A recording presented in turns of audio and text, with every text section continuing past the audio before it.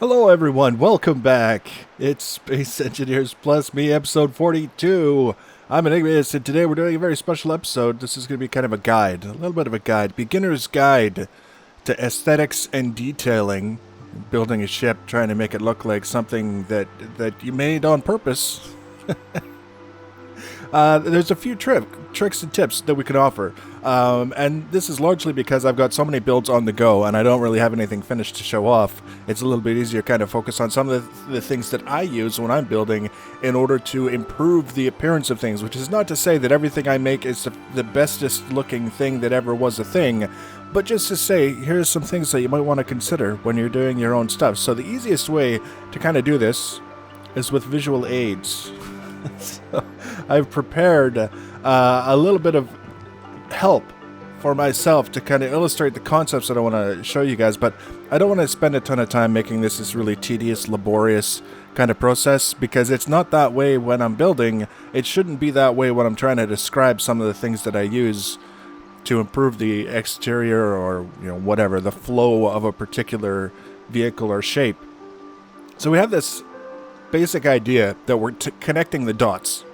So if you imagine everything that's black, including the floor, the floor is supposed to be black. Anything that's black, ignore it. Anything that is bright yellow here is basically what we're looking at if all we were building with was cubes. How would it look? And then we want to take that basic shape that we've made with cubes and use some of the blocks that are available to us in order to make it look better. Now, today we're looking at specifically straight angle blocks. We're not doing anything with the rounded blocks because they're pretty straightforward, but you get the whole idea. If you imagine you've got a ship and you've got, say, the exterior wall on part of the hull is a couple of cubes like that, and you wanted to make it look a little bit better. Well, can we jump? Yeah, we can. We can jump backwards. Here's an example of how you might be able to make it look a little bit better by putting a couple of 45-degree wedges alongside. So now you've connected the dots. You've connected this dot through this dot all the way down to that new dot, and it's a straight line, right? Very, very simple. A lot of people use 45-degree slopes because they're easy to visualize, they're easy to use. You don't have to really learn a whole lot about how they connect together in order to get the most out of them. It's a very simple, straightforward way to do it. And in a case where you're literally looking at connecting the dots into a line that is a 45-degree angle, it's hard to go wrong with the 45-degree angle blocks. But let's say you had something a little bit smaller in mind. You can replace some of these blocks here with the 45-degree angle blocks, and you can see here we've even replaced the black one with a supporting block here. That's now part of the hull, and then these two guys here that allow you to make a 45-degree angle connecting the dots, but we're moving the dots back a little bit. So now we're connecting through this dot all the way down to there without extending the chassis. See, this block here is kind of adding to it. If you don't want to add to it, then the other option is to kind of squish things back a little bit. Really, really simple, straightforward stuff, right? There's nothing particularly complicated about that. But now let's pretend we have a hull that looks a little bit like this. It's not so simple anymore because we've got something going on back here, and then it comes down, and if we want to connect the dots again, it looks like we could get by with a 45-degree angle. Sort of like that, but there we go. Right off the platform. That doesn't really look I mean, you could get rid of these two blocks up here. You could have it straight across and then down on the 45. That would work. That's definitely an option. It would be very, very plain, but there's nothing wrong with plain if plain fits what you're trying to build. But this area up here doesn't really work. If we try and shoot it past that dot, if we're trying to connect the dots, and we can do better. And this is where we start to see we're stuck on the last one. We start to see the benefits of the 2x1 sloped blocks. Now this is two blocks here next to one another. They're a little bit trickier to work with, especially when you start looking into the corner blocks, but even here, because you have to put two blocks together. And it's a little bit more difficult to visualize. It's more difficult to kind of figure out in your head just at a glance where things are going to fit in a particular space. but it's still not that bad. And if we're looking at the comparison of the two profiles, if we line them up just so, we can see the benefit of lopping off that extra sort of thing. Now, again, maybe your chassis doesn't call for having 2 blocks up here. We added 2 blocks up there. Trying to say that this is necessarily better may not even be true, because maybe that's all that your chassis wants, is to have that kind of 45 degree there and flat across the top. But it kind of starts to show what we're talking about when we say connecting the dots through here and then through there. We're having the least number of dots possible, and that's kind of the idea.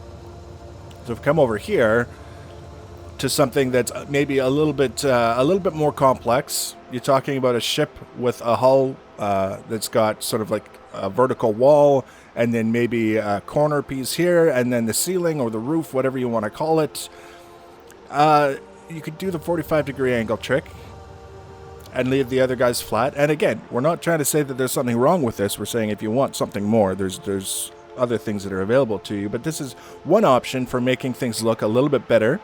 Instead of the jagged cubes, we connect the dots. We connect this dot to this dot. Passing through this one, we end up with a much smoother kind of surface. But then, if we wanted to expand on that a little bit, we can make it, it starts looking a little bit round, doesn't it? When we start extending the dots, the space between the dots is a little bit longer. So now we've got this guy here coming down on a bit of an angle, and then a little bit more of an angle, and then a little bit more of an angle. It's actually a very uniform progression. It goes from a 22.5 degree angle to a 45 degree angle to a 77.5 degree angle. That's all it is. And if we take that whole concept to fruition, we start to get something that can even resemble, to some extent, a circle. So the whole idea here is not to say that one way is better than the other. That's the benefit of creative liberty, is we each get to decide for ourselves how we want things to look. But there have been situations where I've come across builds that other people have done where they ignore this whole idea of, first of all, connecting the dots, extending things in such a way so that you reduce the number of dots that you're connecting by passing through dots in groups, or by simply having something like this where we're going from... It's easy to forget that when we've got a setup like this, that there's actually 2 dots there. There's the dot where we start that we won't count, and then there's the dot here, and then there's the dot there. There's 2 dots, but by bridging the gap straight across, it's just 1 dot. So we're connecting the dots, we're reducing the number of dots, and we're making use of the blocks that are available to us, even if it means sometimes taking some blocks that we haven't really used and just sitting down and spinning them on, a platform of some sort and learning how they fit together and just messing around for half an hour. It happens. Sometimes you can get lost, and it's even longer than a half an hour that you spend doing it, but it's well worth the time to learn how things fit together. And again, I wanted to keep this as simple as possible, which is why we're basically just working with sort of almost 2-dimensional concepts here to bring things around, to go from the simple 45 degree angle all the way up to a pseudo circle here. It's kind of the idea. So what this actually came from, this idea to discuss this a little bit, was the number of X-Wing fighters that people are making these days. And it makes absolute sense, because the new movie just came out and it's a big deal. It's making a lot of money, making a lot of people happy. People are enjoying it. They're thinking, what kind of spaceship do I want to make today? I just saw a movie with a spaceship that's like iconic in the whole genre, so I'm going to make one of those. We can take a look at a few of the examples that and I have to be clear, I'm not mentioning names, I'm not giving credit to specific people for these, because we're looking at these with a critical eye, and the goal is not to make anyone feel bad or look bad. The goal is just to kind of look at some of the things that people do as they're building that they could maybe do a little bit better by doing the whole connecting the dots and thinking of things in terms of complete shapes instead of just whatever they can do with cubes and 45 degree angles. Let's take a look at 3 examples of what we can do for X-Wings using what the game gives us.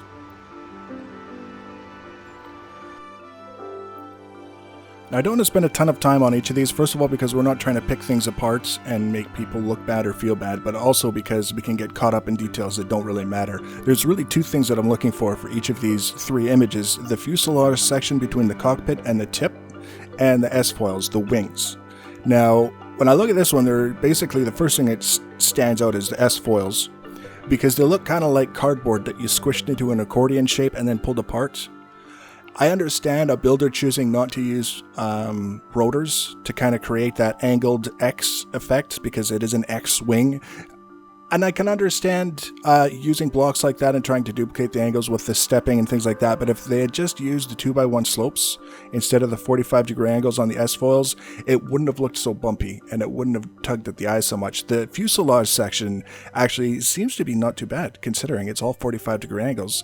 But again, if you take a lot of those 45-degree angles and replace them with an extra couple blocks, the 2x1 slopes, you get a much more refined appearance, and you wouldn't have so many dots, right? We're connecting the dots. You wouldn't have so many dots drawing at the eye saying, look at this part first. So this one here, not bad. I mean, you look at it, it's not horrible, but definitely some opportunities to improve just by using the blocks that are available to us. This one's very similar. Again, using the X foil shape without rotors means that you have to make some angles that the game doesn't really fully support. You do the best you can with what you've got. This one, not doing the best with what we've got, doing the best with the 45-degree angles. They also made an effort, you can see on the bottom right S-foil, this is probably the best way to see it, but they're using some edges to make the profile of the S-foil look a little bit thinner when you look at it from certain angles, which is definitely something that I would support, given that the S-foil on a proper X-wing is very thin, relatively speaking. It's not this big bulky thing, it's just very thin way to extend the fuselage to put guns on the outer edges, is basically what it boils down to. The nose kind of goes to hell from the cockpit down to the transition to the nose cone. Is not bad. It's not very bad at all. The color is good. They've got the red stripe, very important. The transitions are not bad. Could have been a little bit more smooth with the 2x1 slopes and corners and edges and stuff like that. But then we get to this big ass transition. It's just a very sudden transition from the fuselage to the nose cone. And here we've got a 3-block wide valley that is just not working as well as it could. There are some things that could have been done, again, using the 2x1 slopes, but also adjusting the spread. We don't need 3 blocks there. 2 blocks would have been not bad. It probably wouldn't have been so obvious. It just pulls at the eye is the only concern. And there are blocks available in the vanilla game that could have corrected that. So that leads us to number 3. There's not a whole lot to be said. It's a very simple build, and it's hard to find fault in simplicity, realistically speaking. At the same time, if we're looking at what we can do in the vanilla game to improve on a build like this, understanding the nature of the ship that this is supposed to be mimicking, there's the thickness of the S-foils is something to be a little bit wary of. I absolutely appreciate the point of view, not only in avoiding the use of rotors, but also avoiding the corrugated cardboard effect by not even trying to make the S-foils extended into the X position. You can keep them flat, and then you don't notice any weird janky angles, because there aren't any. It's flat. It's just so very thick, and you can actually do some pretty interesting things, making very thin S-foils with the blocks that were given in the vanilla game. The nose section is, I think, if I were to suggest to someone one thing that they could do would be to take a look at the nose section and look at maybe refining a little bit and get rid of those top 5 blocks across the top there, because that just really pulls at the eye. The thickness of the S-foils and that top 5 blocks on the nose are pretty hard to not look at, and it's not necessarily in the most positive of ways. So now that we've looked at 3 builds that other people did, now we get to look at my build, and you can critique it as you see fit.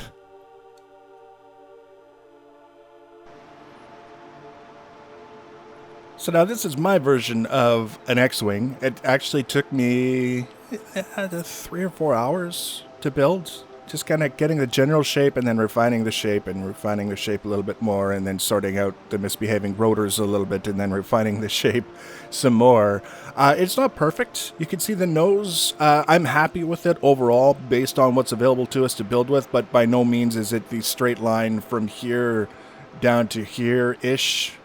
The game doesn't support those kinds of angles, and that's fine. We do the best that we have with what the best that we can with what we have. Like I say, in this case, this section in here is what I would call imperfect, but in my case, I'm satisfied with it. I'm not going to lose any sleep over that guy there. The whole idea with this build is I wanted it to be as functional as it possibly could. I wanted it to be as close to resembling an X-Wing as I could possibly make it, but it still had to have all of the necessary bits and components that would make a ship work in Space Engineers. So we've got all thrusters in all different directions except down, because this is an atmospheric ship. We don't need it. We have gravity for that. We have gyros. We have lots of power generation, but they all have to come in the form of small ship, small reactors, because the large reactor for the small ship is too large. We've got a pair of large atmospheric thrusters in this central area here to help with lift. But one of the things that I learned, and it took me a little while to figure out, is that we've got rotors, and then the rotors has the S-foils, and then the S-foils, they move, and it's fantastic. But because they're rotors, it does strange things to the bearing of the ship. When you're just kind of hovering, it wants to sink, and it wants to tilt backwards. So we have to be a little bit careful, and I spent so much time experimenting with different thrusters to try and make it work. I originally had the rear-facing thrusters, the thrusters that give us forward thrust, attached to the rotors to look a little bit more like the new version of the X-Wing, where it's got the little narrow pipes coming off the back of the air intakes, or whatever you want to call them. It made the whole thing with the tilting backwards worse. So we had to remove them. They're now here, and we've got a couple on the underside as well. So we've done the best that we can in order to make a ship that has working S-foils, that flies, and that has shooting guns. And it's available with the blueprint. There's going to be a link for a blueprint in the information box below the video, along with all the other information that I put in the information box below the video. So that if you wanted to import this into your own world and kind of build it and see what I've done and mess around with it, make some changes, see if you can improve on what I've done to your liking, to improve the functionality to your liking, whatever you want to do, you'll be able to do that as quickly and easily as I can allow you to do. And that'll be that. So we're going to fly around a little bit in our X-Wing. We're going to shoot some things just because we can. One thing that I'll point out to you if you're doing this is that these storage containers on the end are purely cosmetic. And by that, I mean you can put bullets in them, but they won't actually connect directly to these guns to feed the bullets to the guns unless you do some sort of tubing or piping. I chose not to do the tubing or piping just for aesthetic reasons, but you could literally just run a couple of 90-degree pipes, conveyor tubes together to join them, and then these guys would work for storing extra ammunition for your gun. So that's just something I'll point out. So let's take a look at our X-Wing flying around, S-foils engaged and all, and we'll shoot some stuff. And then in the next episode, we're going to get back to the builds that we have on the go. We're going to take a look at what we're building and how it's progressing and what we're going to be doing from there. So if you want to be notified about that video, you can always subscribe to my channel or follow me on social media. Links to social media are always in the information box below the video. Feel free to leave your comments and feedback. Thanks for watching, guys, and take care.